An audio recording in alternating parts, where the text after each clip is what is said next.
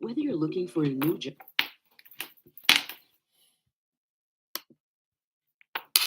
Aujourd'hui, j'ai décidé d'améliorer mon Hayato et pour qu'il fasse plus de dégâts.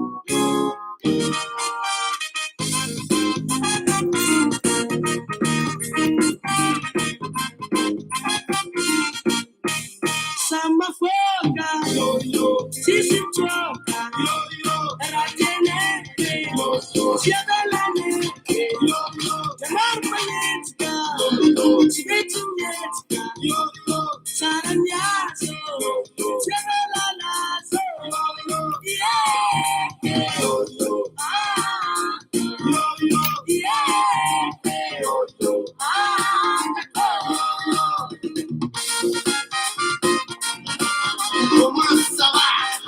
Ça va bien.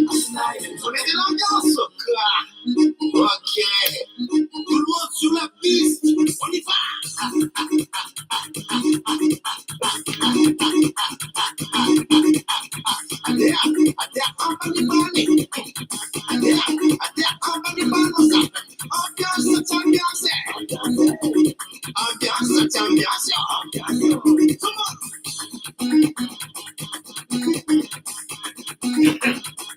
Adam Zakata Diagnosing. Saba Wichinamas. Okay. Nino? Ambara zao pai pau tu panau. Tanti kuswa zaye kai lai now. Eka. Zakan lai now pai now. Wakini zaye ino ramanya now. Ino wako. Ramanya now pai now. Merci. Ino dasta dabi now. How it go waya. Dabi now ambara zao pau tu panau. I know where he lako zao. Ambiance.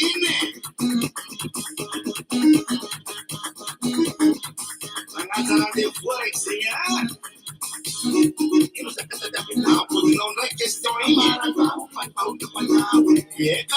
Il nous a fait là, marine, ça can line, pas de panneau, yega, wako, il nous a mis là, si c'est là, ça est, ramanya, pas de panneau. Angazana de fousser, ça pique, angazana de panneau, pas de panneau, là, yeah. Yakanyaza tikachapi. Okay. Watoto. Encore une fois.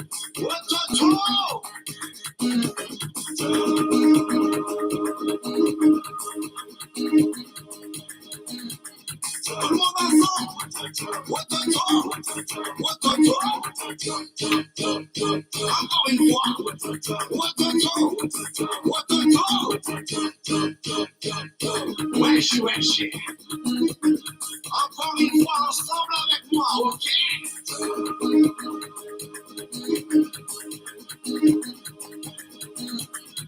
Watoto. Tout le monde ensemble. Encore une fois. Watoto. On va jouer ensemble avec moi. Tapez les mains. Ok? Le Mako. Apereno.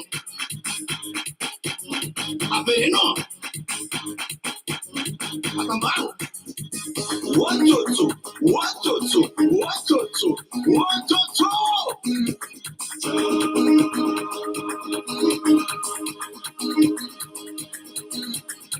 le monde ensemble. Watoto. Wesh. Watoto. Hey. Cannabis Timarano Zay. On y va.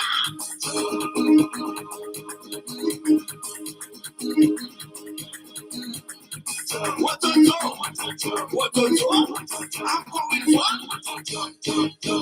Tout le monde ensemble.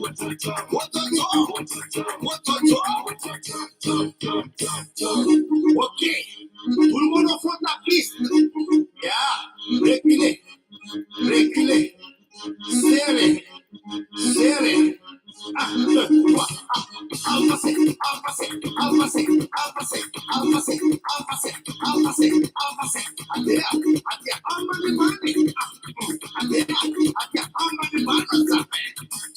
Ok. Encore une fois. Tout le monde au fond de la piste. Reculez.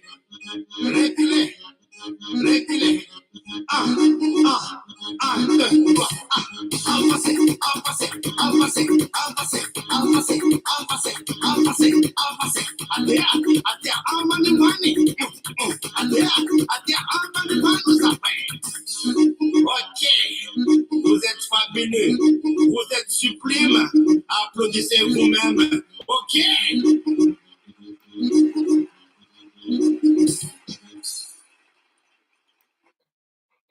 Ianareo falmeravantsikà rehetra tompoko amin'izao alahady matsanantsana amin'ny matsanan'ny lahady hoy ny fitenin'ny any avaratra azy zay mafanafana aty aminay ary Madagasikara indray somary mangatsiaka raha dia mafanafana ny climat politika, mafanafana amin'ny firehetana tsy fandrehetana tsy sy ny karazany. Andefa hira anankiray ahafahako mamaky mesazy maika avy amina olona dia manomboka tsika avy eo ity raha ity dia vakoka malagasy avy any amin'ny faritra Atsinanana, vakoka Betsimisaraka, mba ahafahantsika misy manko le olona zany de takany ohatra zao hoe ny tena be kritika zany sy be fialonana amin'ireny sangan'asa ny big MJ reny hoe tsy maninona sy ny karazana ohatran'ny hoe adinon'le olona mikritika an'ireny fa miainga avy amin'ny tena hoe bagasy any amin'izany tena atao hoe fotony any antakarana sy ny fahatankarana sy ny karazan'ireny raha ohatra ianao mandalo amin'izany hoe ambilibe zany vao iamary zany dia maro karazany ny hira ohatran'ireny hiran'ny big MJ reny tendrena amin'ny zavatra ohatran'ny hoe tena minimum d'instrument mihitsy ndao ny notsika ty ankiray ity fa ty zany indray vakoka Betsimisaraka avy tamin'ny namana lanona no nazahoana azy tao ary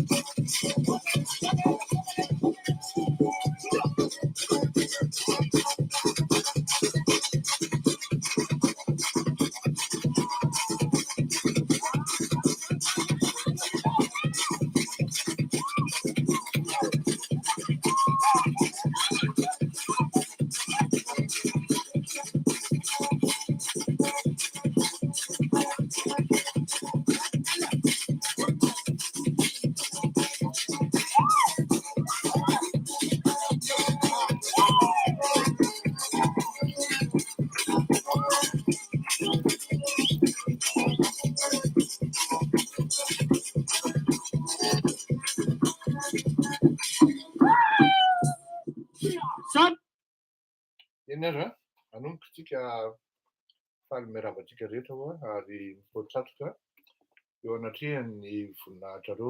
Tena tsy afenina fa maromaro ny zavatra tokony ho lazaina androany amin'ny vaovao mitranga satria ny tena marina zany dia zao hoe isaky ny zafaditra mangididy eto isaky ny misy ianao zany mieritreritra hoe hanao fandaharana io mananao fandaharana zao ohatran'izao hoe zao no lazaiko rapitso satria tsy maintsy na tsy manao préparatif ary ianao tsy maintsy mba miomana ihany psychologiquement amin'ny fandaharana hoe tokony ho atao na hoe izao no fandaharana ny thématique zany na ny ligne éditoriale ho atao ny édito atao rapitso ny famakafakana sy ny fanomezana vaovao sy ny karazany indraindray ara adiny roa na adiny iray alohan'ny akaranao eto ambony desika eto dia miova tapoka le izy satria misy vaovao tonga dia vaovao avy any ino izy teo vaovao ngeda be anankiray manindry an'le zay vaovao efa zay mieritreretinao na le éditorial saika ataonao na le fanazavazavana ny tokony ho ataonao zany dia lasa miova le izy ka eo no mahasarotra nytony ny olona manko mieritreritra zany hoe ialako tsiny zany fa tary zany aloha zany satria noho izay zavadray tsy maintsy zavatra tomombana ny zavatra omena anareo satria raha ohatra manome zavatra diso dia lasa sady mandainga amin'ny tenako no mandainga aminareo ary le mandainga amin'ny tena ny tena sarotra satria io ny tena en fait le premier combat c'est le combat contre soi-même et ce combat-là est le plus difficile va-t-on dire ho an'ny olona mandinika dia zay ny tena sarotra indrindra satria ny olombelona normal ny olombelona rehetra zany dia ny samy miezaka ny ohatrany hoe tsika zany mianta be il y a trop de laisser aller nous par rapport à nous-mêmes c'est-à-dire notre ego nous pèse plus sur nous que sur les autres zany hoe isika zany dehibe ny zavatra hoe tonga dia na mandainga ary tsika zany de fantatritsika zao fa mandainga tsika dia tsy mbo vitana olombelona akory no manasazy ny tenany hoe na mijery fitaratra akory izy hoe hoay ty za dia mandainga manala-baraka tena satria ianao rehefa avy mandainga ireny zany araka le teneniko hoe anisan'ny fitsaboana ho an'olona trano mindainga voalohany ny fijerena fitaratra mijery ny fitaratra io ianao ka raha ohatra ianao trano mindainga ka mahavita manatrika amin'ny masonao mihoatra ny 30 secondes dia tsara ianao manantona psychology fa dikan'izay marary ianao ka eo no matetika no isika olombelona zany rehefa le tafiditra ao anatin'izay le quand on vit dans le mensonge hono fitenenana dia matetika tsy mahasahy mijery fitaratra fa miezaky no manja, miezaky no tsara tarehy nefa le saina mihitsy no tena potiky. Ka zay no mahatonga ny hoe ny zavatra entina eto aminareo eto dia sarotra be ny fikarakarana azy na de hoe ara-tsaina fotsiny ara, ara-panahy ary ara-toetra indrindra indrindra.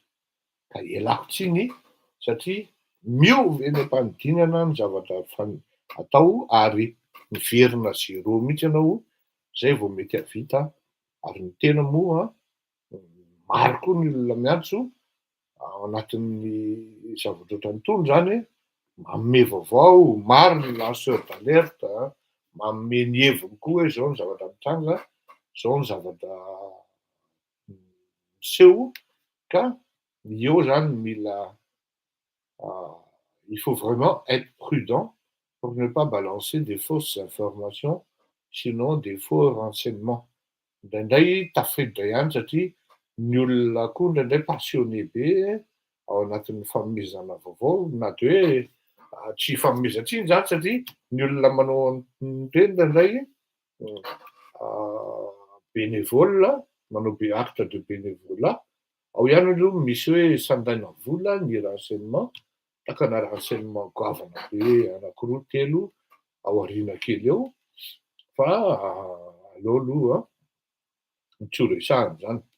Ny resakantsika androany dia nalazalaza mazava ho azy fa le boky may, Ambohidratovo may, fivarotana boky moaly, tsy maintsy ho resahantsika. Ny tsy maintsy ho resahana koa ny resaka ireto officier frantsay migadra reto, moindre zay tenin'ny fanjakana zany ny fangatahana, ny fitsarana moa zany ny fangatahana ny andravana ny didy tsy amin'ny lanina le hirantsika fa efa nalefako teo dia andravana ny didy manamelika azy ireo akanjo vao mainka miconfirme ny tsy hoe vao mainka fa ny rejeté zany ny demande zareo reo. Ho hazavaiko ny momba an'iny avy eo. Inona koa resaka ragova angambany de ho lazaiko tsotra hoe ny tsotra indrindra reo fanjakana malagasy nandray andraikitra ny fanjakana malagasy tamin'ny kahafa ary tsy ela tsy haiko moa na ministry ny intérieur na ny filoham-pirenena na ny premier ministre ny tompony andraikitra amin'izy ireny fa ny tsotra sy aingana indrindra satria ao anatin'izay le fiaraha-miasa amin'ny ile Vilaine zay fantatro io toerana io any Saint-Malo any izy io dia ilain'ny vahoaka ihany, tsy hoe ihany fa ilain'ny vahoaka malagasy tsotra tokony hoasorana amin'ny toerany io rangahy io, zay ny maika indrindra ny amin'iny fa tsiditra be amin'iny aho. Ny resaka volamena dia zao le volamena 17 kg 390 grammes mihazakazaka ary tena mihazakazaka ny fandehan'ny raharaha ary za zany raha manaraka tsara ny fandaharako anareo dia tsy matetika no mandoka fa rehefa izy dokafako zay de efa izy koa izy zay satria ny tena mahafinaritra de zao nanomboka tato tsy miteny anefitra eny marina fa hoe niantsontsika amin'ny zavatra maro tsy voatery hoe tonga de ny olona koa tonga de ino atsika amin'ny zavatra tenenintsika fa le temps zareo manao recoupement ny zavatra efa mitranga. Ny tiako hazavaina de zao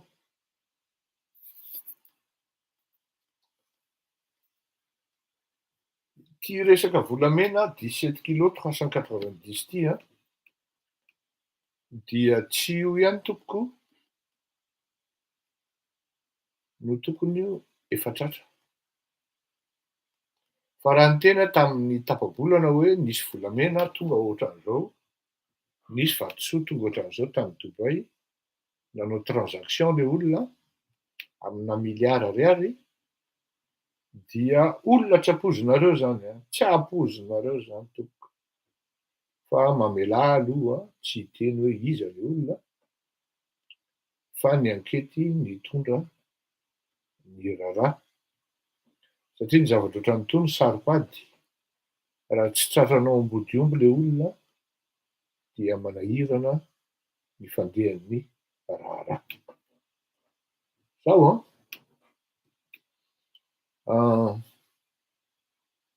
mahafinaritra ahako ny réaction sy ny mesure aingana. Aleo nahafantarako hoe mihaino an'itony antsika eto amin'ny ndao sahia zany a, moi je vous dis que vous pouvez être fier de vous. Parce que moi je sais que n'ity émission antsika ity a dia farafahakeliny représentation diplomatique ana firenena anankiroa farafahakeliny no manao ny traduction no ny antony maro samihafa.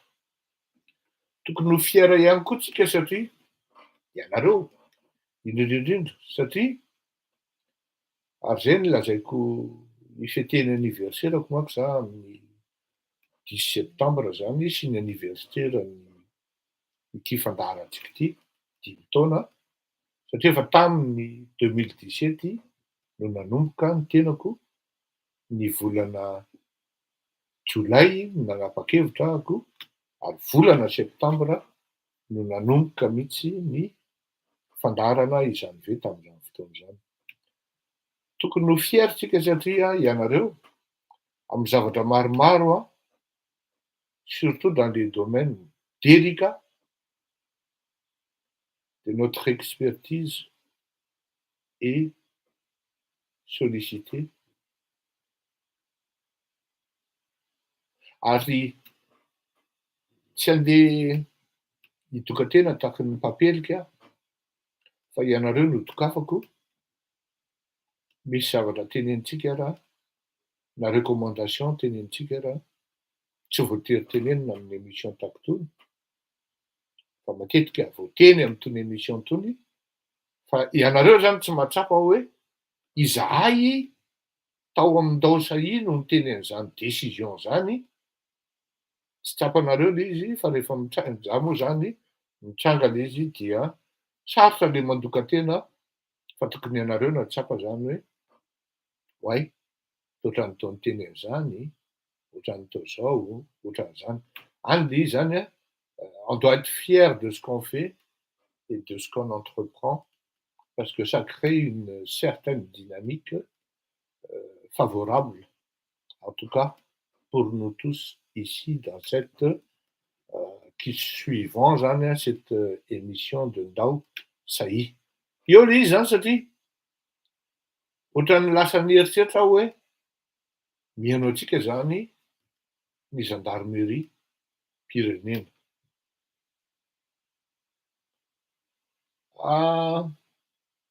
Rehefa natao ny fanadihadiana momba an'ity volamena ity a dia ny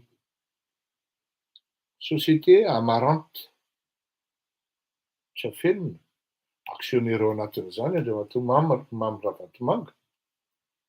Isaorana zany ny société Amarante satria ny contrôle nataon'zareo teo amin'le vavahady an'le hiditra any amin'ny tarmaka no natratrarana tao amin'ny toerana fametrahana krika an'ireto volamena. Na izany zany ireny contrôle reny koa nefany na sûreté de l'aéroport reny dia tsy maintsy assisteny ny fanjakana, ny société Amarante. Dia tsy maintsy misy, tsy maintsy assisteny ny fanjakana, ny société Amarante. Fa tsy maintsy misy Inona moa filazana zany? Fanjakana compétent zany na autorité compétente. Misy dikan'izay amin'ny teny gasy, monsieur Ndrina Rakotondriabe fa mba adika amiko anie azafady hoe autorité compétente dia ny gendarmerie ary aingana dia aingana ny fandehan'ny fisamborana sy ny on va dire hoe ny arrestation an'ireto malfaiteur. Zaho moa zany amin'izao fotoana izao mbola tsy mahalala hoe voasambotra ve Nga Nahim, voasambotra ve Nga Ra Samuelson, voasambotra ve Nga IRB, fa ny zavatra fantatro fahefana mahefa. Misaotra pasteur. Pasteur nazava an'le hoe teny Ngara Valomanana rehefa avy eo hoe olom-pirenena vao kristianina amiko mahamenatra raha miseho hoe olon'ny fiangonana no ary indrindraindrindra hoe olon'Andriamanitra no miteniteny foana tahaka izany. Ka eo mahatokana lasa saina hoe mihaino antsika zany ny gendarmerie satria maromaro ny zavatra lazaintsika. Ary rapide dia rapide ny mesure raisin'ny zandary ao anatin'izany zavatra miseho zany. Tsy fantatro marina ny dispositif napetraka any Anosy Be. Fa ny zavatra fantatro misy olona tokony handeha ho an'ny Dubai hitondra entana fa tsy salo amin'izao fotoana izao. Mandeha indray mandeha isam-bolana io olona io ary anisan'ny olona andrasana hotratrarina ambodiompy. Tsy fantatro marina ny mesure sy ny dispositif napetraka tao Ivato. Rehefa niteny hoe rehefa nitenitsika teto hoe mibanaka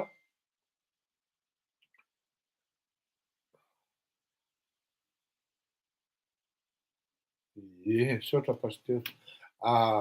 Mibanaka Ivato, mibanaka Nosy Be. Ka izao tsy fantatro marina ho na voasambotra Nga Nahim Mohamad sy Nga Ra Samuelson Iadjamirin. Fa ny vaovao azoko zaraina aminareo dia ny fiara nitondra ireo entana ireo teny Vato dia fiara Duster, Zafia moa zany fiantsoana an'iny, Dacia mangamanga, Duster no nitondra azy ary Nga Iqbal ny tompony petraka ao Ampefiloha. Isika miteny izao omaly ihany na tamin'ny zoma dia efa voasambotra ny vadiny Nga Iqbal ary Nga Iqbal dia tsy hita hatreto aloha. Izay renseignement azoko izay dia tamin'ny zoma no niafarany fa tsy fantatro na sabotsy na lahady voasambotra Nga Iqbal na tsia. Dia tsy fantatra ihany koa zany na efa voasambotra Nga Nahim Mohamad sy Ra Samuelson Iadjamirin. Ny toerana mety ivoahan'izy ireo miala an'i Madagasikara dia fampizarako aminareo gendarmerie zany dia Nosy Be amin'ny alalan'ireto vedety rapide na catamaran. Efa nilaza teto aho hoe ao Anosy Be ao misy mahabata hatrany amin'ny 100 kilo isaky ny 2 volana mandeha Cap sur Comore Dozonareo Mantsiao amin'izay zavatra hoe ka ny le teo ara 39 kilo tratran'ny gouvernemanta comoriana sy ny karazany réseau concurrent reny dia petafan'ny hafa satria na ny Comore ara manana ny réseau ihany koa. Ny hoe tiany an'izao de mifanitsika de tratra tao le 39 fa ny réseau tena goavana mahavita matondraka ny rehetrarehetra donc mangina ny rehetrarehetra ao anatin'izay film zay. Vedety rapide sy catamaran na mety sambo tsotra zao nosy be, mazanga amin'ny sambony tsotra na sambo mpitondra entana, Sainte Marie miala amin'ny sambo mpitondra trondro na produit de mer makany La Réunion satria ny iray amin'reto fugitif reto dia nationalité française. Dikan'izany raha miditra any La Réunion izy, ohatrany hoe nandeha sambo izy, tsy mila miprésenter pièce de voyage izy na ohatran'izany fa miditra ohatrany hoe tonga any an-tanindrazana izy amin'izay fotoan'izay. Mbola tsy manam-potoana hiresaka an'le pollution d'Orin. Izay zany ny amin'ny volamena isaorana ary mila hiezaka maromaro ireny volamena tratra ireny zany dia tokony ataon'ny fanjakana appel d'offre ny hamarotana azy dia tsy mampaninona hoe autoriser le olona mividy azy andeha hivarotra azy any Dubai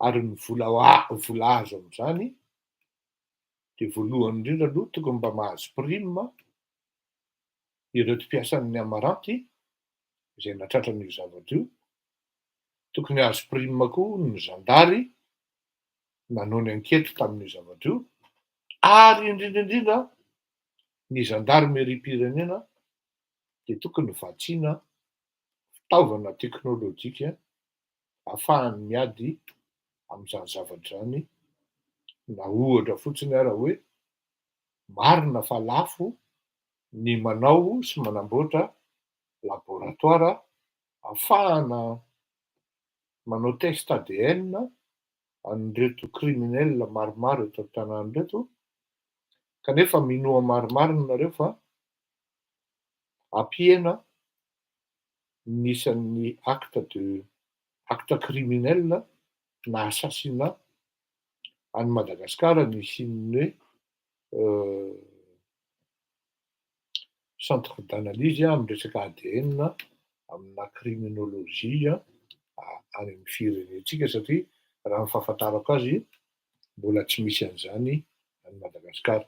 Nefa tokony hanana an'io ny gendarmerie amin'ireny le grandes enquêtes sy ny karazan'ireny na ny investigation mba tokony hanana base de données an'ireto criminel ireo zany ny fanjakana amin'izay tsy lany andro amina dossier zay tokony haingana ny ahavitana azy amintsika ho antsika malagasy. Zay ny amin'ny volamena zany hoe ampirisiana zany ny gendarmerie any lavidavitra kokoa ny ary hoe tsy hafenina fa hita zany fa misy fivoarana ny gendarmerie amin'izao fotoana izao ary mahafinaritra lay izy satria le traitement na renseignement sy le traitement na information haingana sady mahafa-po ny fiasan'ny gendarmerie malagasy ary isaorana azy ireo zany. Ny zavatra tsy fantatritsika manko de zao ary tiako hazavaina anareo ihany satria tantara tsy fantanareo izy ity fa mamelaha anareo hitantara azy sady ataoko transition ato amin'le resaka hoe olom-pirenena vao kristianina. Zao iza moa anaran'izy io, ny secrétaire d'État à la gendarmerie. En fait, izy io ray aman-dreny io dia victime en arrestation sans cause. Tena hoe sans cause, tamin'ny andron'ny Azalambo. Gendarme izy tamin'izany ary anisan'ny niaretena ary nigadra. Fohifohy volo mihitsy nga ny ray aman-dreny Zélie tamin'izany andro zany hoe fa inona ny dirako tamin'ity zavatra ity, zany ngamba mpibaiko ary tsy mbola tompo ny fibaikoana izy tamin'izany raha miasa tamin'iny faritra avaratra iny. Fa voasambotra izy ary nigadraina. Rehefa nandeha nefa ny fitsarana dia afaka madiodio izy. Zany hoe fantatry général Zélie mihitsy zany natao hoe fanararaotana fanjakana. Ary anisan'ny fotoana, anisan'ny teneniny matetika, za moa tsy mahalala azy fa misy namako ihany miresaka momba azy zany hoe izy iny sady tsy misotro no tsy mifoka ary tena olona finoana.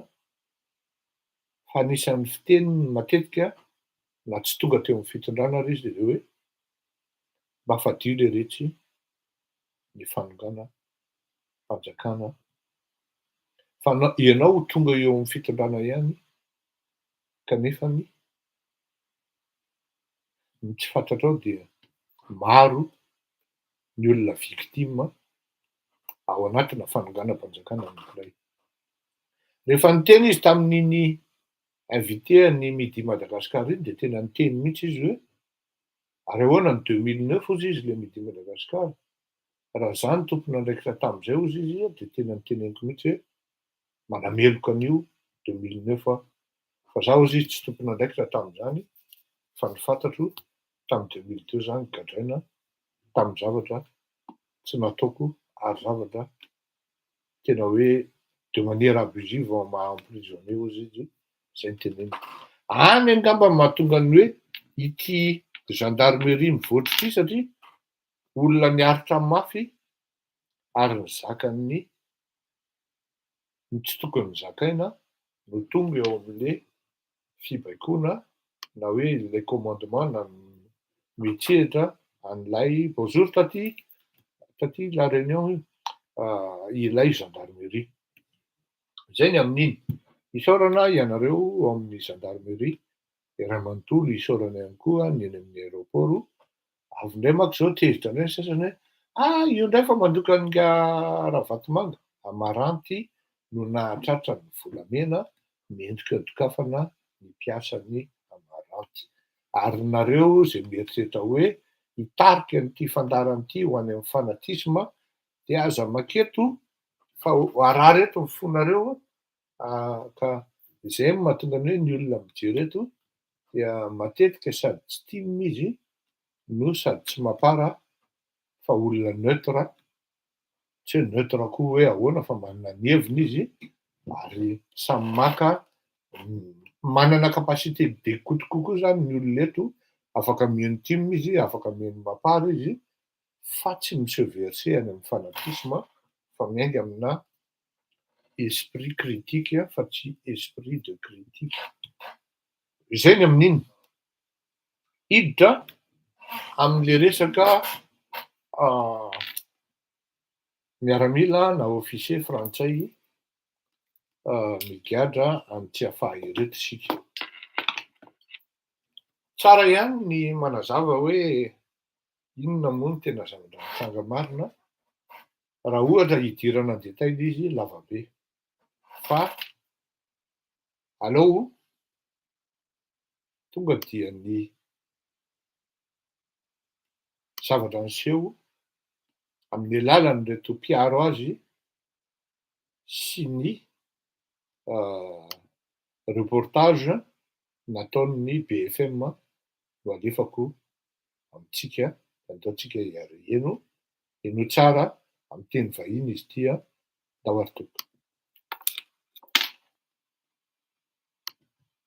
Travaux forcés, voici la peine. 10 ans de travaux forcés, voici la peine à laquelle a été condamné ce Français à Madagascar pour tentative de coup d'État et d'assassinat sur le président du pays. Mais son entourage dénonce un procès sans preuve, comme l'expliquait son avocat en décembre dernier. Avec les éléments qu'il y avait dans le dossier, mon client Philippe méritait d'être acquitté. Le verdict est assez injuste. La justice. Avec les éléments juste dans le dossier, mon client méritait d'être acquitté. Tsy ny mandehantsika na indroa no teny ary anisan'ny tena hoe miady ary tena hoe manazava hoe en fait, comme ils disent là, il était au mauvais endroit, au mauvais moment. Ary ny élément tsotra fotsiny satria nolazaina manko hoe natratrarana fitaovam-piadiana tao amin'iray amin'izy mirahalahy reto fa tsy lazaina ilay izy fa en fait fusil à pompe ny tao basy fetina mihaza. Élément anankiray zay. Élément ty olona ty nefany officier nanao tany Mali raha tsy diso atao tsadiko izy zay raha bon c'est vraiment un vrai de vrai, c'est un Saint-Syrien koa de surcroît ary sortant major de sa promotion. Araky ny nazavaiko foana hoe ianao ve andeha planifier coup d'état na hoe hanao coup d'état de hitondra vady. Zay zany ny anankiray. Tsika zany anisan'ny hoe niady ny amin'ny hoe tokony jeren'ny fanjakana akaiky momba an'ireto olona reto.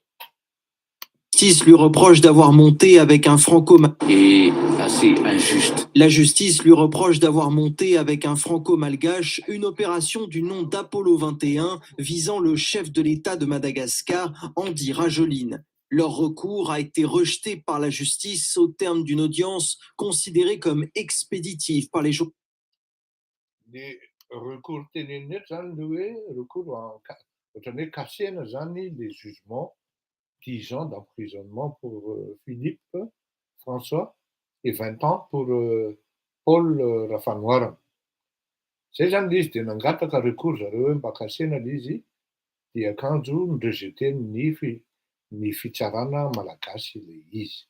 Visant le chef de l'État de Madagascar, Andy Rajoelina. Leur recours a été rejeté par la justice au terme d'une audience considérée comme expéditive par les journalistes sur place. On est dévasté par ce résultat. C'est beaucoup d'émotions parce que c'est évidemment une situation profondément injuste. C'est une énorme épreuve pour notre famille. L'homme condamné à 10 ans de travaux forcés s'appelle Philippe François, 54 ans, ancien colonel de l'armée française reconverti dans les affaires. Bien qu'il ne soit pas considéré comme le cerveau de ce complot, il est détenu depuis près d'1 an à Madagascar. La prison, elle est tristement célèbre parce que justement, il n'y a pas de système de cantine, il n'y a pas de système non plus de douche ou de toilette. Sa douche, c'est un bocal d'eau qui se met sur la tête et voilà, il se douche. Pour aller aux toilettes, c'est pareil, c'est dans un seau. Une pétition a été lancée pour soutenir Philippe François. Sa famille demande à la France de le rapatrier pour le protéger. Sa famille demande à la France pour le rapatrier. Resaka pétition zay koa resantsika. Fa ny teny tamin'ny BFM koa ny vonatony afahantsika malala hoe ahoana zany le izy eno tsara. La cellule de protection des Français, qui est une annexe en fait du ministère des Affaires étrangères, qui est située dans Paris 15, hein, si je me trompe pas. Nous avons des échanges, mais ce sont des échanges uniquement, si vous voulez, d'un point de vue purement logistique. On sait que c'est un problème politique. Hein. Philippe François, c'est un otage politique avant toute chose. Donc, et nous souhaitons parler politiquement avec au moins le cabinet du ministère des Affaires étrangères. Pour l'instant, ça n'a toujours pas été le cas. On reste avec des échanges très formels, avec des services consulaires ou autres, mais qui sont stricto sensu extrêmement dans une logistique pragmatique et pas du tout dans une vision stratégique, si vous voulez, pour essayer de faire sortir Philippe. Pourquoi vous dites que c'est un otage politique? Qu'est-ce que vous entendez par là? Qu'est-ce qu'on lui reproche et pourquoi vous employez ces mots? Simplement, quand on voit le dossier, comment il a été monté, on voit les preuves qui sont contre lui. Déjà, il y avait aussi l'histoire de détention d'armes qui lui était reprochée. Philippe n'a jamais eu d'armes. Clairement, c'est dans le groupe. Je crois que c'est Paul Maillot qui avait une arme, mais pour autant, il l'avait, je crois, à titre de protection. Il avait eu un cambriolage, etc. Et c'était un fusil à pompe. Jusqu'à preuve du contraire. Enfin, je sais pas, je suis pas du tout expert, mais je crois pas qu'on fasse un coup d'État en fait sur un pays avec juste un fusil à pompe. Donc, Les tenencotigateurs, fusil à pompe. Un coup d'État venant des fusils à pompe. C'est ça qui dit, hein. Je sais pourquoi vous employez ces mots. Simplement, quand on voit le dossier, comment il a été monté, on voit les preuves qui sont contre lui. Déjà, il y avait aussi l'histoire de détention d'armes qui lui était reprochée. Philippe n'a jamais eu d'armes. Clairement, c'est dans le groupe. Je crois que c'est Paul Maillot qui avait une arme, mais pour autant, il l'avait, je crois, à titre de protection. Il avait eu un cambriolage, etc. Et c'était un fusil à pompe. Jusqu'à preuve du contraire. Enfin, je sais pas, je suis pas du tout expert, mais je crois pas qu'on fasse un coup d'État en fait sur un pays avec juste un fusil à pompe. Donc après, voilà, encore une fois, je ne suis pas expert, mais au-delà de ça, on sent qu'il y a des tensions entre Madagascar et la France.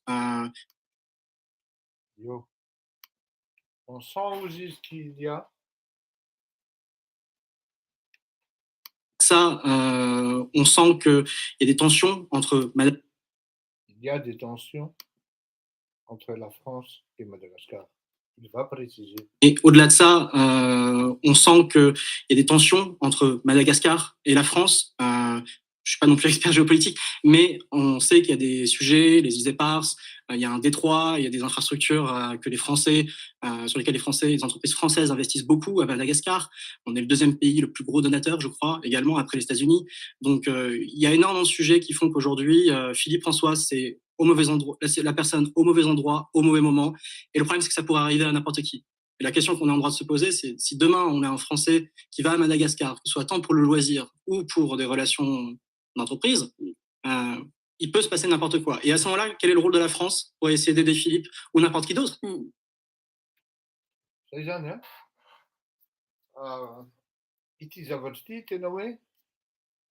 C'est un sujet vraiment très, très délicat. Il n'y a ni environnement global, ni resaka tena miteny mihitsy moa zany le vonatiny nga Romulus Wagner izay vadiny Ramatoa Constance zanaky colonel Philippe François. Adiniko moa ny anarany zanaky nga Paul Maillot na Paul Rafanoirana fa ny zavatra misy aloha dia misy groupin'olona zany maromaro efa amina rivony, misy député, misy sénateur, misy ancien ministre mivondrona ao anatina entité anankiray ary mbola mitohy ny fanangonana pétition na soumis anaovana pression au niveau ny fitondram-panjakana frantsay amin'io zavatra io. Tsy midika zany hoe raha tsy misy le pétition dia tsy miasa ary mametraka ny tokony ataony ny fitondram-panjakana frantsay. Ny zavatra marina dia zao. Ny Américains zao manana an'le principe hoe on ne négocie jamais avec les malfaiteurs, sinon les preneurs d'otages. Manana an'izay izy. Ary je vois à peu près hoe raha ny caractère-ny Andriamatoa Emmanuel Macron tsy izy mihitsy no andeha hiantso an-tariby na hitenin'ny ambassadeur hoe négocier io fa style hafa pression amin'ny fomba maromaro no apetrany dia tsy maintsy misy ny fihaonana satria araky ny principe foana amin'ny resaka stratégie de guerre na conséquence na ady mangatsiaka na ady mafana dia eo ambony latabatra foana ny fiafarany entre les belligérants na ireto mpandray anjara amin'ilay ady. Zany hoe tsy maintsy miafara amin'ny négociation foana ny zavatra mitranga. Amin'izay fotoana izay ny olona tonga miprovoquer an'ilay négociation no faible. Fa tsy ilay atsoina. Le atsoina koa nefa afaka mandà hoe fa rehefa may ambondrona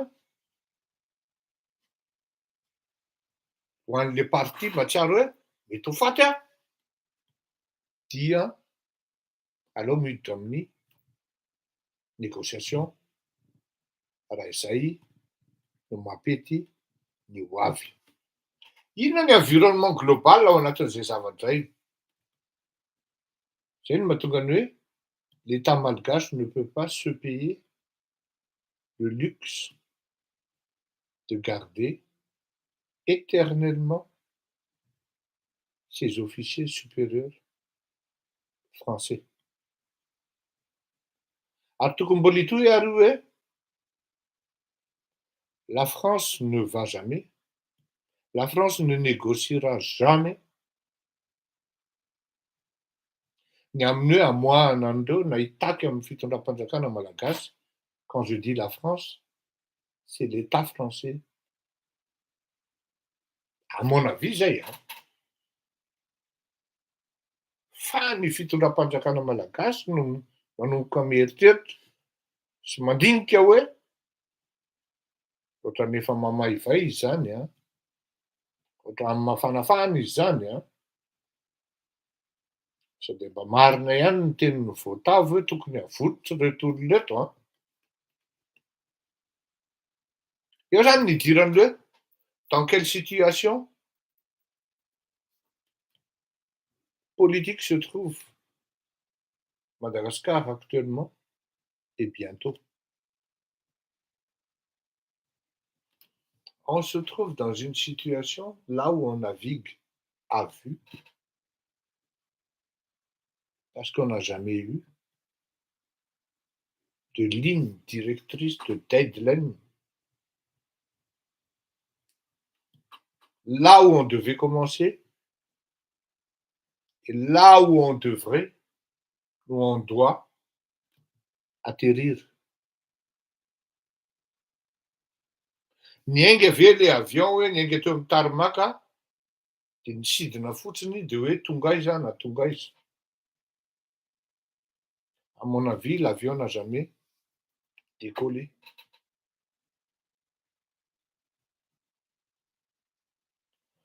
Ny zavatra décision raisina rehetra dia à vue daholo. Je ne discute pas mauvaise ou bonne. Tsy hany ny objectif.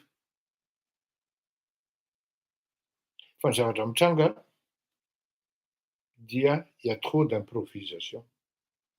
Et ce n'est seulement ity fandaharana ity no miteny an'izany fa maro ny observateur na ny opinion no miteny hoe be loatra le improve tsisy ligne directrice arahana ao anatin'ny fitondrana an'ilay fanjakana. Kanika raha miteny le filoha hoe tia ny lalana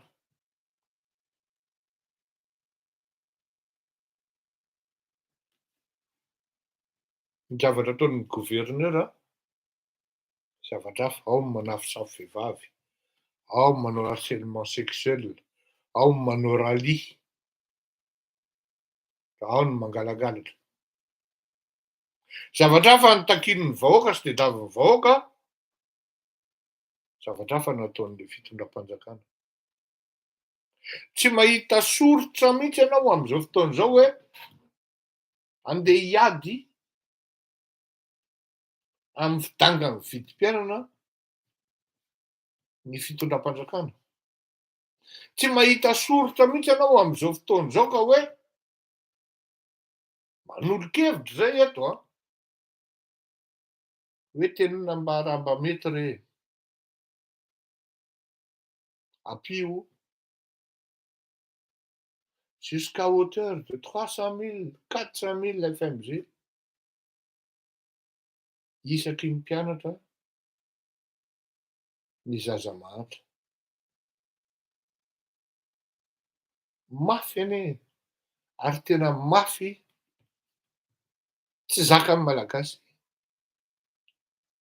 le fiakaran'ny vidim-piainana. Tena mafy loatra tompoko. Mba miangavy zany ny amin'io. Zany hoe atao amin'le lalana tokony andanana iadiana amin'ny zavatra hoe maika any amin'ny tsy mangididy no atsorina. Any amin'ny tsy mivoto no mangirifiry. Azafady za tsy miteny hoe tsy miasa ny fanjakana. Tsy ao anatin'izay optika zay aho. Fefa noteneniko teto hoe ny zavatra mitranga de vous confondez l'urgence et la priorité. Vous confondez le nécessaire et l'indispensable. Vous confondez ny mahasoa sy ny mahafinaritra. Ça ne veut pas dire que vous ne travaillez pas. Je n'irai pas jusqu'à dire ouais, tena miasa ane ty fitondram-panjakana ty fa midona amin'ny rindrina foana e, hoy ngaro aratsiraka. Enfin, zay force est de constater qu'il y a vraiment une confusion. Vous n'avez pas le sens de l'État. Un républicain, comme le cas du gouverneur actuel, il doit démissionner de lui-même, de son propre gré. Il n'attend pas le Fanzakan pour l'inciter, pour l'imposer à ce qu'il démissionne. Un républicain, il prend lui-même, quelqu'un qui a le sens de l'État, il prend lui-même la décision. Là, j'ai foutu le bordel, je dois démissionner.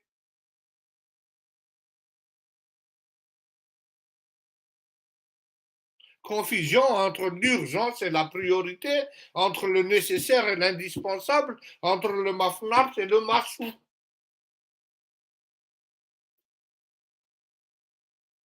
Io zantsika. De mikorotam-bolo daholo le fandehan'le fiainam-pirenena anika ny zavatra mitranga rehetra de zao. Dans la pratique, ça n'a aucune conséquence sauf ny fahantranin'le vahoaka any amin'ny fiainam-bahoaka, ny décision sy ny zavatra ataon'ny fitondram-panjakana sy ny zavatra ataon'ny mpanohatra ihany koa ao anatin'ny zavatra miseho amin'le firenena satria ny mpitondry etsy an-tany moa araka ny lazaiko isan'andro tsy manana solution. Ni panohatra n'est pas une force de proposition, c'est tout simplement une force qui veut la rue. Midina an-dalambe aka fitondrana. Zao anatin'izay le priorité vao tsy misy korotam-bola zany. Zany hoe le pression zany mafy be satria ho avy ny rentrée scolaire. Ho avy ny tena hoe marary zany tsisy vola hividanana akanjo vaovao ho an'ny ankizy ndeha hianatra. Farafahoriana ho an'ny malagasy zany na de ny friperie ary. Tsy manana cahier ibody kely na ilita kely.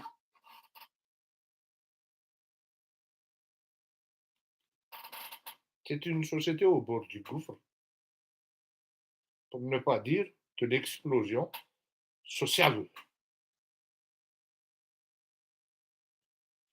Io zany pression mafy be ny vola koa nefany tsy misy ary tsy mitorona ny économie ary rehefa tsy mitorona ny économie de tout ce qui est prélèvement financé par voie d'impôts ou de taxes diverses tsy miditra ao anatin'ny kitapom-bolam-panjakana.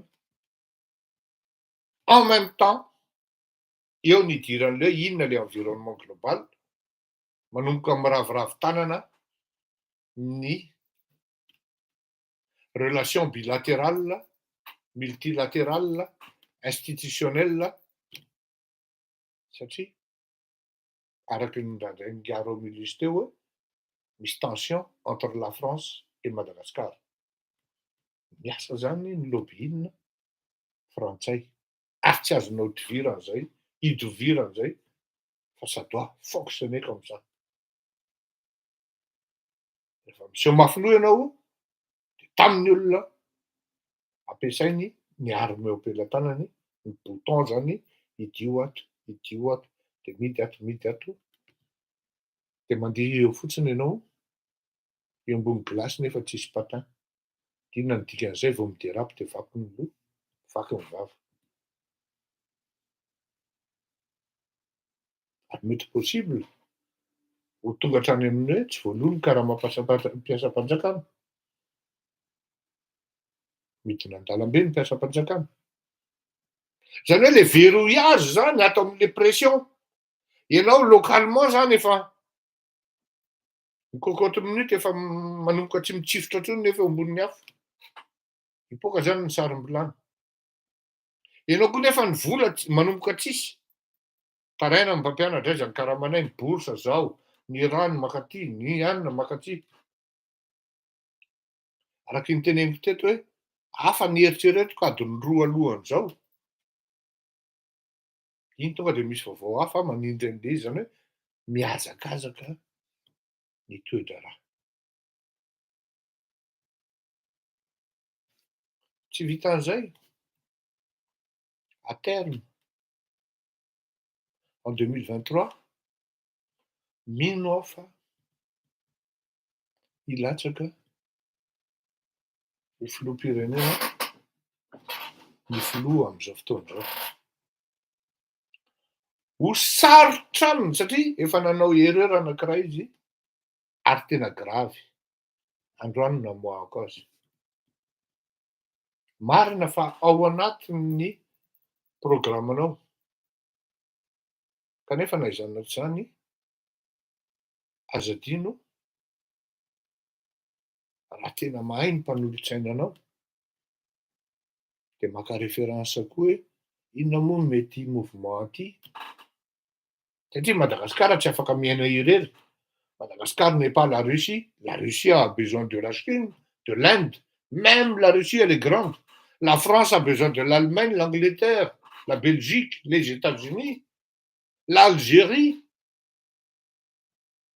Dikazany encore moins Madagascar hoe afaka miaina rery. Dikazany tsy maintsy mijerijery hoe ahoana mouvement aty amin'ny Ocean Indiana. Iany ahafantarana zany hoe mahay ve le mpiara-miasa amin'le filoham-pirenena sa tsy. Tena ahafantarana hoe tsy mahay. Tamin'izany. Fantatra zao ary mivoaka amin'ny hazan-dany Élysée. Ary tsy maintsy mampilaza melokory zareo hoe reto aby invité nareo fa handalo any la réunion ny filoham-pirenena frantsay Andriamatoa Emmanuel Macron. Rehefa tonga taty amin'ny Ocean Indiana Andriamatoa Emmanuel Macron de akory ny agagany fa ny premier ministre ny teo ny malagasy fa ny zavatra fantany alohan'ny ingany taty Frantsa de tsy ho eo ny filoham-pirenena malagasy fa lasa any a Moscou. Ny zavatra ny malia nefa ny amin'io fa manomboka miao be amin'ny resaka renseignements généraux. De Madagascar akory ve zany? Eo zany izy tamin'izay olo zay. Rehefa mitambatra le pression rehetrarehetra, le pression domestique na hoe local, miaraka amin'le pression international. Dia indrindrindrindra fa ho avy ny fifidianana amin'ny 2023, il est temps de se dire hoe zany ary mbola miampy an'le hoe zay nolazainy Ramatoa izy dizy teo Pierangelo,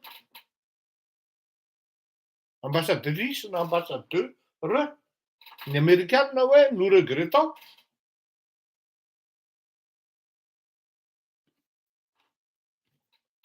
que Madagascar n'a pas pris la décision de blâmer la Russie na ohatran'izay zany e. Tiako lazaina aminareo hoe tambatambatra zany le parcours na série-na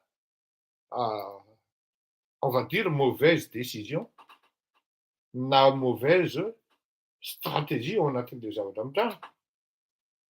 De ce qui fait tonga amina kion-dalana anankiray ianao, tsy maintsy hanazava ianao hoe zany pro-occidental fa tsy pro-russiane. Satria fantatra tsara, ary efa nazavaiko tamintsika teto hoe raha ny cas ny Madagasikara, iza manana capacité de nuisance kokoa raha ny dépendance diplomatique, sans partialité aucune, raha ny dépendance diplomatique an'i Madagasikara. Ny Rosianina ve sa ireto groupy ao anatin'ny Union Atlantique, zany hoe ny Amerikanina, ny Frantsay, ny Britanika, ny Allemand, ny Union Européenne zany, sa ny Rosianina. Tadio fa ny Rosianina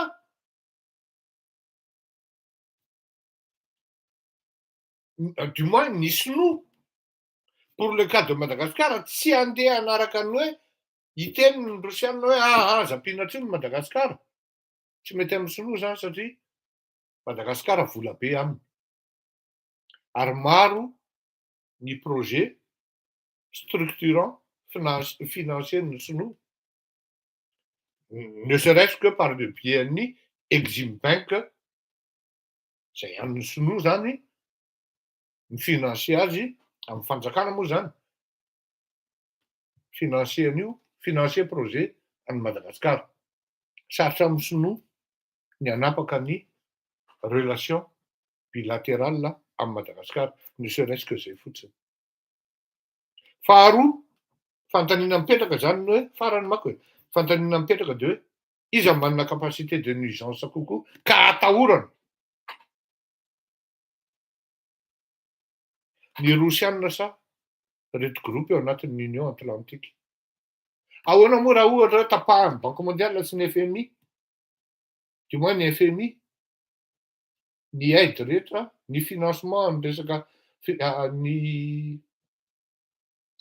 tamin'ny andronay moa ohatran'ny hoe ajustement structurel fa ny karamam-panjakana fotsiny e. Tsy zava-doza. Zava-doza. Raha ienan'ireto bailleurs de fonds reto takany tamin'ny hoe tamin'ny transition, tsy mandoa izy raha tsy zavatra social, fa raha ohatra resaka développement tena janona. Mijanona tena strict minimum. Tiako lazaina amintsika zany de hoe voatery tsy maintsy mandeha any amin'le lalan'ny négociation, fifanarahana malagasy, isika malagasy. Tsy azo atao, tsy azo natao ve ny anticiper an'izay zavatra zay, fa efa mitambatambatra le enta-mavesatra, efa mitambatambatra le pression, ino ianao vao tonga. Satria raha ny zavatra fantatra dia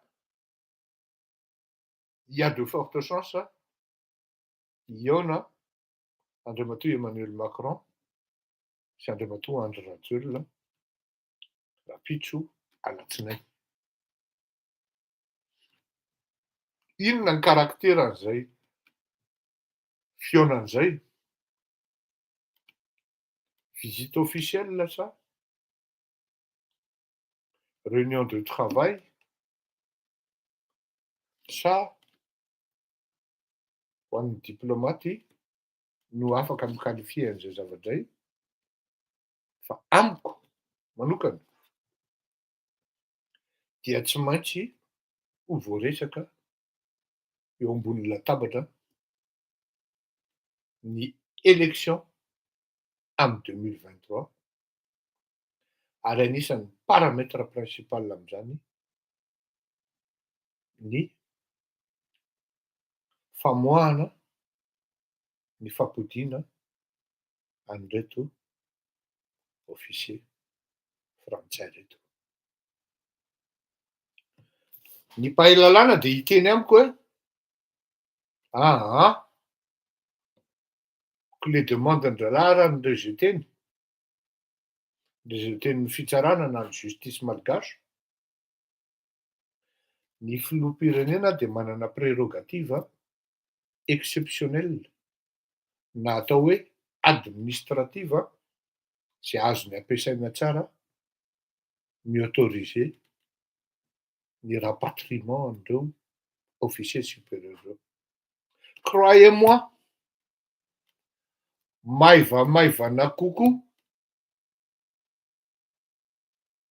no miala midélesté eta-mavesatra raha andeha hananika tendrombohitra toy izay entina daholo ty entana mety hanakana an'le fahatongavana ka ho reraka ihany ary mety tsy ho tratra ny tanjona raha sanatria diso stratégie ka entana tsy tokony entana tokony avela omenan'ny hafa no ndeha bataina hiaraka mitena eny an-tendrombohitra sahirana ihany hananika an'io tendrombohitra io. Ka raha izaho Fleury Rakotomalala zany dia izao Andriamatoa filoha tena miangavy ianao. Aleo re tompoko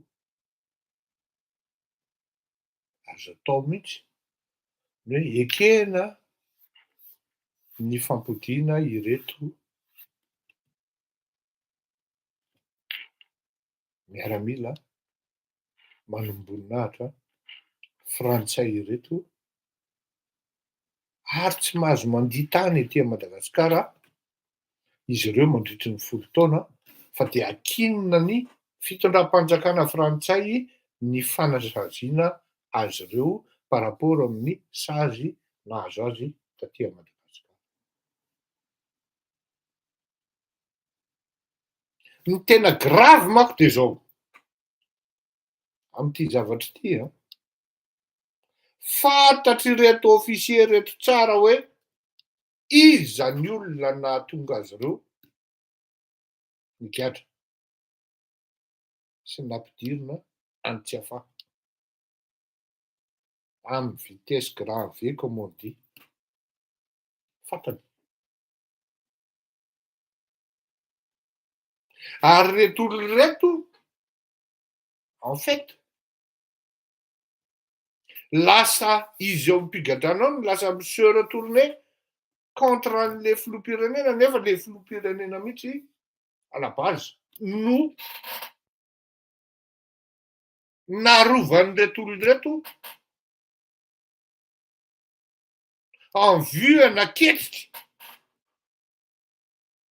zay nisy isan-kanomana ary andalam-panomanana zany amin'izao fotoana izao isika miteny izao hidirantsika amin'le hoe afo mirehitra. Donc il serait beaucoup plus judicieux de lâcher, de libérer de rapatrier, de laisser rentrer, s'il vous plaît, Monsieur le Président, Andry Rajoelina, allons laisser ces gens-là rentrer en France.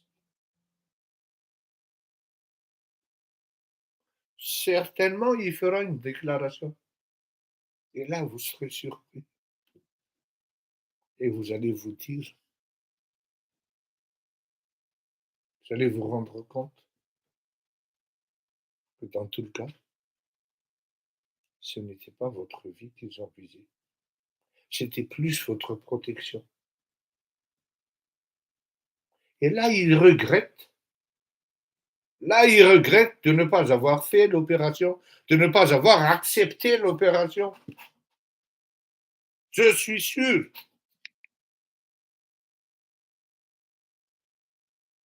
Tati, vous la payez, Annie? Nous me proposez une ananas. Ils se sont dit non, non, non. Maintenant qu'ils sont au courant, c'est aussi une maîtrise, une nase. Ari, un défaçonnage, un tchafa. La personne qui vous a alarmé en premier, il faut demander quel était son rôle dans cette histoire. Voilà. Il faut tout une conférence de presse, à ton dos à petit, et on ne faut qu'à oui. Et ça, depuis le début, il y avait un traître, il y a un sale traître à côté de moi.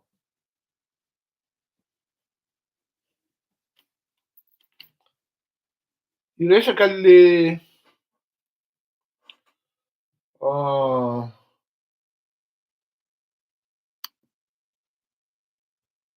Ou le Pyrénées, hein? C'est vous, Christian.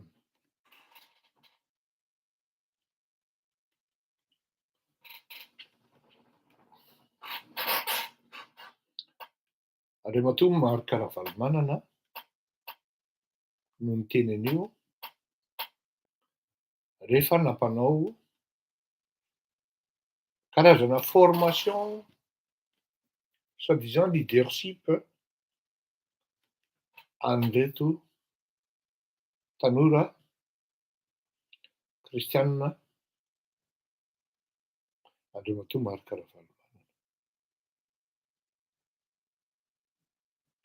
Maro tamin'ireo tanora ireo aloha zany ny tezitra. Tena tezitra.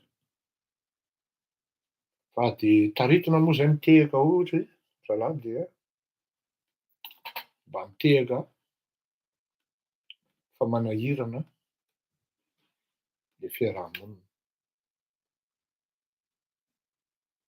Olom-pirenena aloha vao kristianina. Tena hoe mamelà nareo.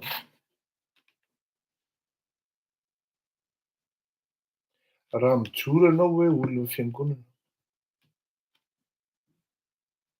raha mijoro ianao hoe olon'Andriamanitra, raha mijoro ianao hoe kristianina, raha mijoro ianao hoe silamo, hoe tena pratiquant, mijoro ianao hoe bouddhiste, hindou,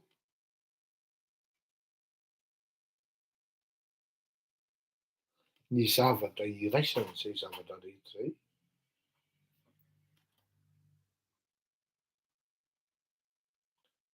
Dia ny hoe olon'Andriamanitra izay vao kristianina, na silamo, na bouddhiste.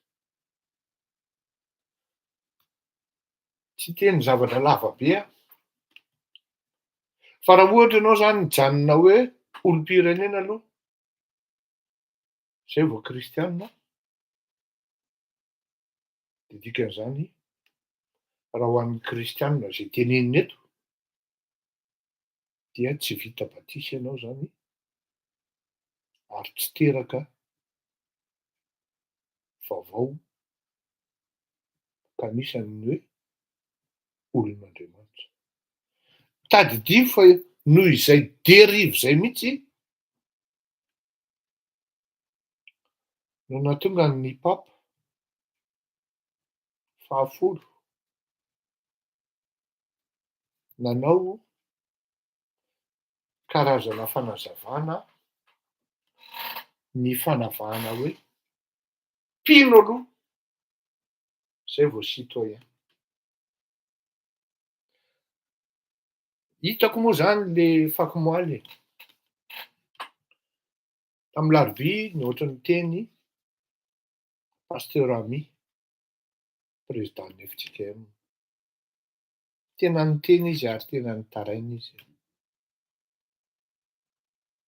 Aza ampidirina aty amin'ny fiangonana hozy izy ny politika.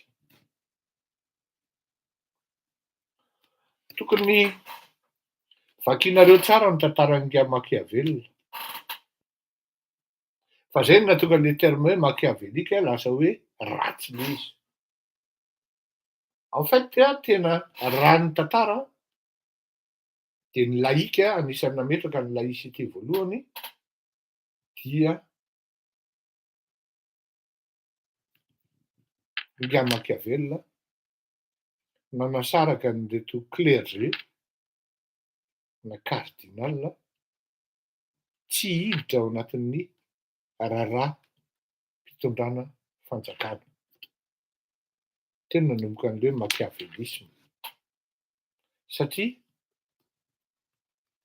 ny ilain'ny fiangonana, za tsy miteny hoe finoana, ny pouvoir politika tamin'izany andro zany.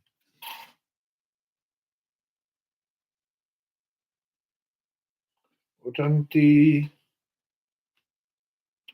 hiteny zany hoe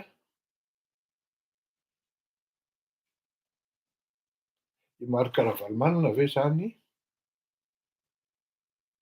manana eritreritra hoe ireto mpino sy midera sy manompo an'Andriamanitra reto dia ho taritina hidina eny amin'ny arabe, eny an-dalambe ary hivoaka mivalana ny fiangonana izay vavahady na symbole ankoatran'ny finoana, ankoatran'ny fanazy ao anatinao, hivoahana ka hidinana an-dalambe. Izay zavatra izay mihitsy no nahatonga ny Pape Pie zany 10 tamin'ny taona 1970 nivoaka tao anatin'le gazette en ligne hoe Le Devoir, le 2 avril 2019, je cite, voilà ce qu'il disait. Il en est parmi vous, gonflé d'esprit, de vanité. Eno tsara, papa no miteny an'ity hitanao fa tsy mena akory ianao andrina. Je viens de dire, avant de choisir la religion que vous convenez,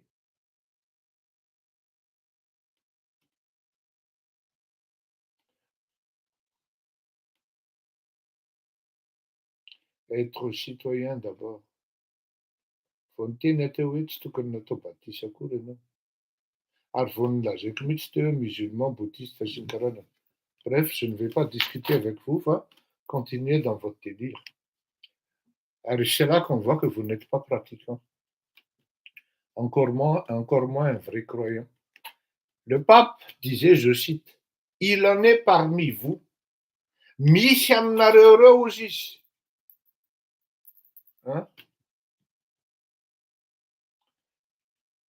Mais être malgache, monsieur, c'est pas une citoyenneté, c'est une origine.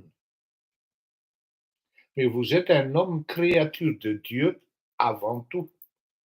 C'est là où vous confondez tout. Vous êtes une création du Seigneur. Être malgache n'est tout simplement qu'une origine géographique. Mais en fait, un homme, c'est un homme de la terre, un homme du monde, créateur du Seigneur. Non va tieno akory manavagazy. Ianao mba manoratsoratra teny frantsay eo. Ahitsio tsara le teny frantsay anao. Je ne suis pas né en tant que musulman. Né un accent aigu. Arrêtez vos conneries. Il en est parmi vous gonflé d'esprit de vanité. Les dida gazany. Ah, manabebe sandry. Takany Andriamato andrinandriny ity. Gonflé d'esprit de vanité ainsi que des outres qui plient les saintes lettres du Saint P. Fotofoto zany apriminao quelque part any ny Baiboly. Aux doctrines de la philosophie rationnelle. Zany hoe toy ny andrinandriny to zany miezaky miseho hoe rationnel à travers soit philosophie, soit par constatation de science. Science ohatran'izao, ny anina ohatran'izao nefa manazava ny origine molécule ray ara na atome ray ara tsy vita amin'irony akory. Et il fustigeait ceux et celles qui préconisaient la séparation de l'Église et de l'État. Mais aussi la séparation du catholique et du citoyen. Et mais aussi la séparation du catholique et du citoyen. Et nous tuer. Pour le chef suprême, anao zany ndrindrindrindra, tsy haiko anao io na chef suprême na inona, fa hatreto aloha ny expérience anao tsy avéré. Donc vous êtes quiconque. Pour le chef suprême de l'Église catholique, le fidèle, et nous tsara, ary mihaino anao Andriamato marika Ravalomamy. Le fidèle, ary nan'ny FJKM koa raha ty koa ny azy. Le fidèle est d'abord un catholique avant d'être un citoyen. J'en ai un chrétien avant d'être un citoyen. Et un bon catholique, un bon protestant, un bon musulman, un bon bouddhiste se soumet à l'autorité de l'Église, dépositaire de la parole de Dieu. Ce n'est pas le citoyen qui compte, mais c'est le catholique. Ce n'est pas l'État, mais la parole de Dieu. Moi, ça va tsara angambizay. Par contre, pour l'État, la personne est d'abord et avant tout un citoyen, quelles que soient ses convictions en matière de religion. Zay zany dizy. Zany hoe, le zavatra tenenina de hoe amin'ny maha-kristianina anao, non, olo-pirenena anao vao kristianina. Ianao nefa ny mpino. Ao anatin'le sehatry ny FJKM ianao, ary ianao tena hoe olon-dehibe, mametraka amin'ny tenanao ery ambony ery. Ao anatin'ny sehatry ny tanora kristianina ianao no manazava hoe olom-pirenena aloha vao kristianina. Verina zéro ny sain'ny bandy, tonga dia verina zéro mihitsy ny sain'ny olona zany hoe olom-pirenena anao aloha zay vao silamo. Ahoana ny aneken'ny silamo an'izany? Ny silamo vao tsy mety amin'ny fika tonga dia apoaka ny tenany. Tsy respectenao ny religion, tonga anao dia apoaka kozy. Ny bouddhiste tonga dia tsy miresaka aminao mandrakizay izy. Ny finoko aloha zay vao izaho. Zany hoe mazava be ny tenin'ny papa ho an'ny fiangonana, ho an'ny finoana dia Andriamanitra aloha ny voalohany. Andriamanitra aloha ny voalohany. Ianao kretien aloha ny voalohany. Ianao ilay tempoly. Iny ny voalohany. Fa amin'ny maha-olom-pirenenanao dia résultat an'le hoe raha tsy manana an'le base sy le fototra anao amin'le finoana avy amin'ny lettre, sainte lettre entinao ery amin'ny fiainam-pirenena dia lasa fotaka ianao. Ary izay kay rehefa mandeha ilay fanazavana no mahapotika ny firenena malagasy satria raha mihaino an'itony andriana itony ianao dia mahatsapa fa ilay olom-pirenena no lasa loha. Zay vao ilay finoana normal raha-mpangalatra daholo izy menagavy. Satria tsy ilay vatantenanao olon'Andriamanitra ny devant ka atahorana ny tsy mety tokony atao, fa ilay vatantenanao olom-pirenena ny devant. Izany hoe raha tany amin'ny palais-ny avoloa, raha tany amin'ny teny amin'ny 13 mai fa tsy tao anatina formation ana tanora izay eo amin'ny sehatry ny FJKM na eo amin'ny sehatry ny hitarina zany any amin'ny JMJ na any amin'ny silamo sy ny karazany dia marina ny tenin'ny Ngara Valomanana hoe tao amin'ny palais-ny avoloa izy ny teny fa tsy tany amin'ny sehatry ny JMJ na formation de tanora kristianina. Hitanao zao,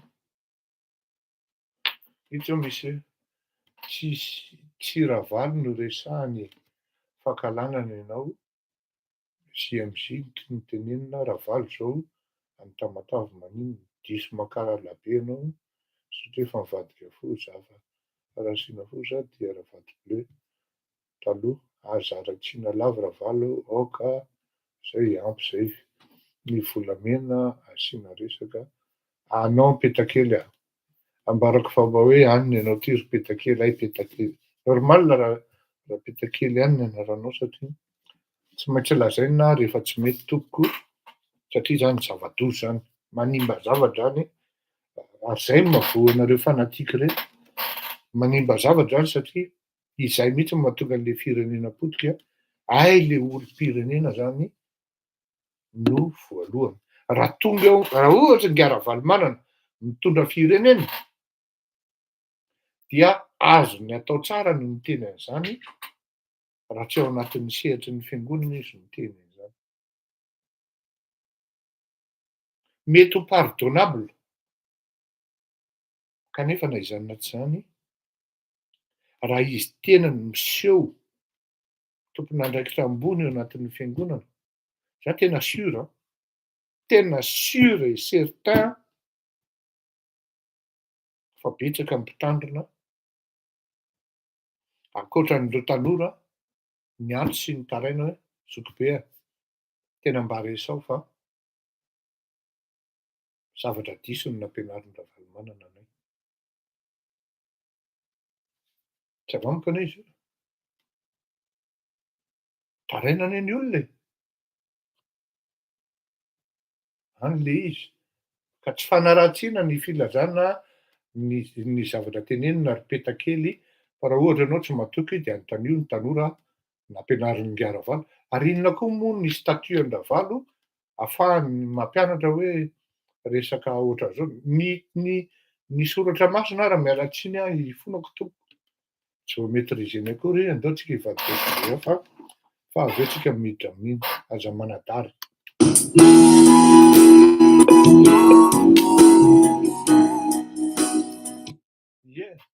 Ianao ne petakely afaka tsy mihaino koa e.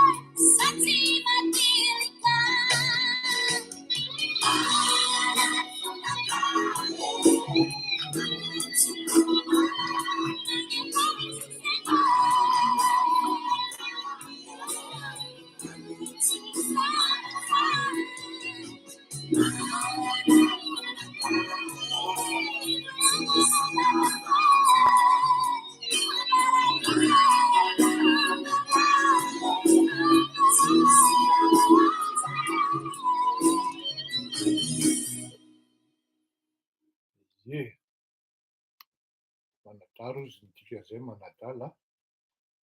Hiditra amin'le resaka toerana fivarotam-boky Maitsika sy ny Rehatra tetry Ambohijatovo. Tamin'ny 10 andro alohan'izao dia tsara hazavaina zany hoe inona ny zavatra mitranga koa e. Zay foana le izy. 10 andro apetrakitsika mihitsy zany a ny chronologie ny zavatra mitranga teo amin'ny firenena talohan'izao zavatra mitranga zao. Ary inona ny zavatra notenenintsika tao anelanelan'izay zavatra zay ka afahantsika tonga amina hoe tsy conclusion fa simulation ana plusieurs pistes de anjaran'ny enquêteur no manao ny fanadihadiny satria be dia be ny zavatra azo raisina ary tohizan-dralahy moa zay nefa tsy mitombona ao anatin'ity zavatra miseho ity. Tamin'ny voalohany dia nisy afo atsimo, nisy afo avaratra, ampovoany sy ny karazana. Fa rehefa may sy nirehatra sy nidedaka le tany Majunga, le orinasa anankiray, anisan'ny orinasa be mpiasa ao Majunga, dia ny tena moa zany miampy an'ireo le renseignement maromaro ary efa mifampizarana hatreto ihany zany hoe tandremo e, re mpitondra fanjakana tsy ny opposition no tena adversaire-nareo fa ny olona ao anatin'ny fitondram-panjakana ihany. Maninona raha mifampiresaka ianareo, ancien président sy ny mpitondra amin'izao fotoana izao, hitadiavana vahaolana maika ny amin'ny fijalian'ny vahoaka amin'ny vidim-piainana, amin'ny fijalian'ny vahoaka any atsimo amin'ity tsy fahampian'ny rano, tsy fahampian'ny sakafo, tsy fahampian'ny vokatra, tsy fahampian'ny fahalemana, fandriampahalemana zany. Be dia be ny tokony hifampidiniana araky ny lazaiko teo hoe tsy tafavoaka ny fitondram-panjakana ao anatin'le izy, mila mifampidinika zany, mila manetry tena.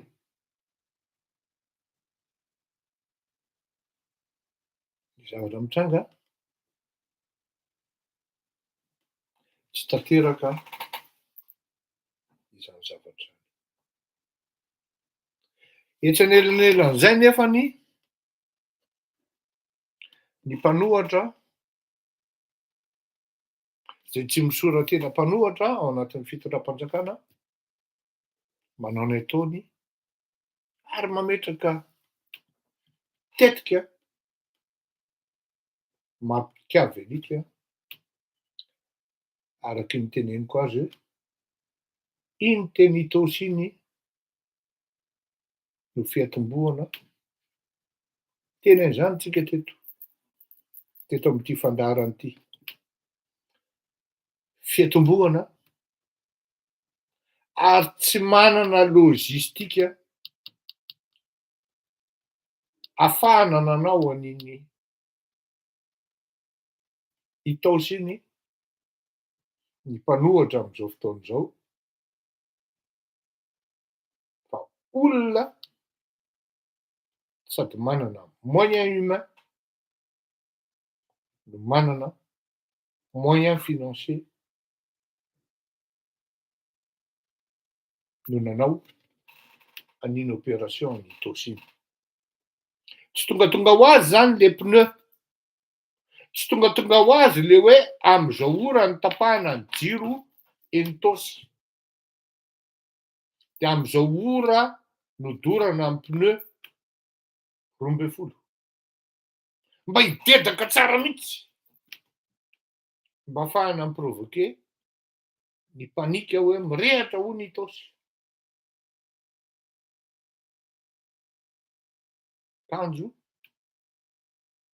ny Facebook koa rapida be, dia démenti teny an-dalana teny izy hoe tsy hitaosy no mirehatra fa misy mandrehitra pneu satria tapahan-dalàna jiro.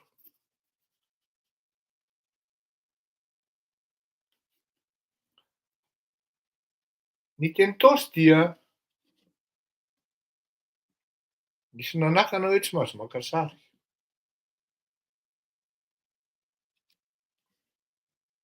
De hoy aho tam'izay hoe échauffement fotsiny hoe iny taosy iny fa ho avy ny manaraka. Tsy ampy quelques jours akory dia mahay Majunga. De orinasa Makamba. Tsy ampy 2 andro akory na 3 alina akory mahay indray Tuléar. Toy aho mantry anareo tam'izay hoe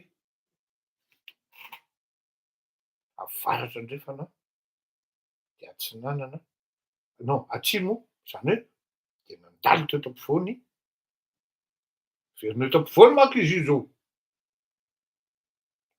Vao faritra zany le lava be, de aveo am'izay zao hanao atsinanana de andrefana. Ohatrohatran'izay no nanazavako azy tam'izay. Zay zavatra io a nitarika any am'Rotaka. Arengany mba izany diso aho. Tsy afeniko fa ny antony itenenana an'izany eto, mba ahafahan'ny tsirairay mandinika sy mieritreritra hoe ahoana no ahafahana anakana an'izany. De nareo hiteny amiko hoe tsy nisy akory le zavatra niteneninareo, teneninao Andriamatoa Fleury, et vous ne savez pas ô combien je suis content. Je serai content. Je serai ravi. Satria tonga amin'ny eritreretiko azy zany le izy hoe tsy mahay ary tsisy olona tokony ho victime. Lanceur d'alerte anankiray niantso tamin'ny alina hoe io bainina le nilazainy bainina mahay Ambohijatovo eto amin'ny buffet am'izao fotoana izao izy le hiazakazakana. Io le nilazainy bainina ozy, zay no antsoiko amin'ny bainina. Misy olona aveo latsa-dranomaso miantso hoe fa maninona ny anay nidorana fa nen'olona tonga de nikarana sy ny sinoa no vizen'ireto olona reto hoe fa maninona président ny anay nidorana fa misy zavatra miafina ao ambadika zao zavatra. Finao aho mahatonga anareo miteny an'izany. Misy olona tafajanona tao izy fa reo olona reo naheno hoe misy fofona lasantsy be zany de mivoaka. Aho moa tsy afaka mikapitalize an'izany hoe marina zany sa tsy marina fa zavatra isaorako an'ireo olona reo dia tsy haiko na reo olona niantso areo ihany no nijoro vavolombelona tamin'ny interview natao, fa le feo moa zany no alefako ato rehefa aveo, fa tsika mbola manao fanadihadiana hoe inona ny contourny zavatra iny. Zany hoe isika zany efa nampitandrina efa niteny hoe isy zavatra iseho, isy fandorondoroana satria ny antony de zao, ny olona ao anatin'ity le hieritreritra hanonga-panjakana ity de spolier ny mouvement ataon'ny RMDM ary hiexploiter an'le fahatezeran'le vahoaka fotsiny de olona zatra amin'ny fandrehetana afo, zany hoe mode opératoire tamin'ny 2009. Zao tsara sinona ahafahanareo, nareo manko miteny an'le izy dozy nareo hoe mijanona eo fotsiny le teninareo fa tsy manadiady nareo hoe mais en fait la vérité est dans ce qu'on dit. Fa nareo takandro petakely tony de variana amin'le ianao manaratsy Andravalo foana sy ianona fa tsy manana recul intsony manao analyse hoe Mais en fait, inona ny zavatra teneninareo? Hoe maro ny olona miteny aty a, voan'ny afo natsangany i Andry Rajoelina. Ny nataony ihany no miverina aminy. De tohizo anie zay constat-nareo zay, ny nataony ihany no miverina aminy, voan'ny afo natsangany Rajoelina. Rehefa tohizonareo zay ka manana an'le esprit critique nareo sy esprit d'analyse de tsapanareo, oale ty e. Za tsy mitendeny foana fa mitovy amin'ny 2009 ty zavatra ty, afo tery. Iza ny tompon'ny fandorana afo? Andriamatoa Rajoelina zao mahalala an'io. Maro Karavalomana aloha tsy tompon'ny fandorana afo raha mety aminao zay repetakely. Tsy ao anatin'izany mode opératoire zany izy, fantatra ihany le mode opératoire an'le olona. Fa iza ny olona nanodidididina ny 2009? Tompon'izany atao hoe dorana. Première phase io. Zay ny environnement anankiray. Environnement anankiray ary ho tezitra indray petakely eto. De zao. Misy hetsika taty andafy taty. Ary maro aloha tsy afenina ny tohana. Fa za tsy nahalala an'izy io satria za tsy manaraka ny mouvement-ndreo olona io. D'ailleurs tsy intégré am'le izy a. Tsy tiako akory. Dia maro ny tohana hoe ohatra misy karazana menace, fandrahonana. De misy mihitsy ara hoe apoay miaraka misarona olona sy dinamita. De hoe tam'izany andro zany valin'le hoe nitondrana fatapaty Andriamatoa Rajoelina Ramantsianina. Maro ny olona tohana. Fa zao,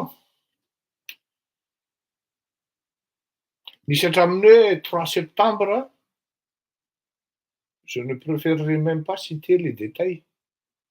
Et en quoi et sur quoi concerne les menaces en question. Fa ohatran'ny karazany misy menace hafahafa tao. Fa ny apoay no tiako averina eto zany. De vita le zavatra iny. Tsy fantatro na mifampicommuniquer zareo na par communication FB no nahitany ny RMDM Madagasikara ny zavatra nitranga taty andafy. Même pas le lendemain. Hein. C'est comme si hoe du tac au tac tonga de tonga ny valiny tany Madagasikara hoe non. Tsy mipartager an'io hevitra io zay sy manana ny organisation manokana ny any andafy fa zay eto Madagasikara tsy mipartager amin'izany na de tsy manohatra zay. Zany hoe izahay tsy hiditra ao anatin'izany action menace zany na hoe andeha andoro ary na andeha hoe hanao an'ity. Fa organisation an-dralany zany fa zay kosa aloha tsy hanohatra an'izany. Samihafa manko ny hoe zay hanampy. Fa tena tonga de repousser-ny RMDM mihitsy ny responsabilité-ny infime soit-elle. Zay mety hiditra ao anatin'izany zavatra any. Ny citoyen lambda tonga de miteny hoe ahoana koa zany. Fa tokony etsika manady ady zany hoe ohatran'ny misy sahatra hafahafa zany a. Hoe maninona kosa no tonga de manao Ohatran'ny hoe repoussenao zany, ohatran'ny hoe tianao vexena zany le olona, aty andafy hoe revinareo any za fa tsy revinay publiquement ohatran'izao. De za moa zany jereko le sary.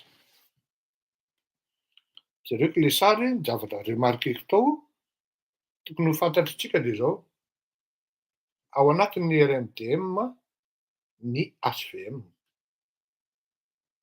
Jereko nefa ny sary tsisy HVM Frantsa mihitsy tao anatin'le fihetsiketsehana teny amin'ny ambasady. Ny hazakazaka ny RMDM Madagasikara nanao démenti tsy ao anatin'io zay. Ao anatin'ny sary tsisy HVM Frantsa. Raha ny fahafantarako ny HVM dia tsy tompony loatra zany atao hoe mamaly faty ny ratsy. Tsy ao anatin'ny ary mbola tsy naheno an'Andriamatoa Hery Rajaonarimampianina ny teny hoe andeha hamaly faty ny vatapaty nentina taminy. Dikan'izany azoko atao zany mieritreritra fa mba miandry ihany koa nefa ny opinion miandry ny démenti anareo hoe tsy ao anatin'ny andraikitra ary tsy tokony andraikitra amin'ny déclaration zatsy na iza roa izahay HVM satria ny zavatra mitranga de mandeha be le raccourci ao anatin'le zavatra mitranga. Ny azadiny dia ny teninao anatin'ny politika anankiray mety tonga de hisy fanararaotana sur le terrain. Ianao tsy mametrize ny terrain any Madagasikara. Kanefa ianao tonga de manome zavatra be ohatran'ireny zany. De fantatry ny olona ny stratégie anao. De deux choses l'une. Soit ianao no niditra nanao an'ireny zavatra zava-doza ireny, soit misy ny exploité ny teninao de amin'izay fotoan'izay inona ny zavatra mitranga. Ianao ny voahosom-potaka fa le olona manana tombontsoa anatin'le izy miafina ao anatin'le événement. Satria lasa événement le déclaration taty à Paris hoe apoy. De sur le terrain exploité ny olona. Raha atao zany ny analyse-n'izay zavatra zay, misy simulation, misy groupy 3-4 azo eritreretina tsy miala lavitra an'izany ny commune satria ny commune urbaine d'Antananarivo koa manana tombontsoa amin'io. Ary efa ela ary zareo mieritreritra hoe asorina eto ireto mpivarotra boky reto. Azadino zay. Zany hoe tsy afaka mitenitsika androany zany hoe Ianona ny tena tompony andraikitra amin'io na Ianona. Kanefa na izany tsy zany ndao enotsika kely ny tenin'ity ramatoa ity hoe inona no nolazainy ary tao anatin'le zaho tsy mahafantatra na izy ny antso na olon-kafa fa eno kely de samby misaintsika satria le apoy na le hoe zao na izao na izao le afo araky ny teneniko hoe tandremo anie. Fa misy olona manana logistika matanjaka, misy olona manam-bola be ao anatin'ity zavatra ity.